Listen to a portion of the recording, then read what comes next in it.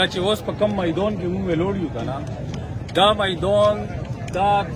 هغه تاریخي علاقه د خیبر د نن نه سوونه کاله وړاندې په ټول هغه باندې په ریجن باندې د رنجیت سنګ فوج ارغونډ و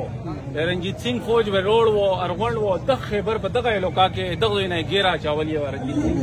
سنګ امیر دوست محمد خان په وخت ټایم کې د افغانستان بادشاه و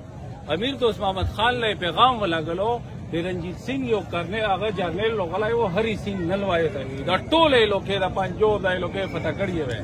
امیر دوست محمد خان له دغه د پیغام ولګلو چې تسلیم شه دلته ویلوړ و دغه ځای کې دا د خیبر غرونه یې مخېله وو او دلته یې هري سنګ نلوه داسې جرنیل و چې ډېر خطرناک و امیر دوست محمد خان له پیغام ولګلو چې تسلیم شه امیر دوست محمد خان ورته د هغه د پیغام را ولګلو رنجیت سنګ له چې که ته په خیبر و وخت تو فوج هری سنگ رنجیت سنگ دا تو سے بخیبر وړاولو چې ته به ته په موته کې تسلیم شه هغه هری سنگ نه چا وی جلای و نه چا والای و هیچام نه والای خو چې د خیبر نه دغه غرونو لاغه هری سنگ ورسېدو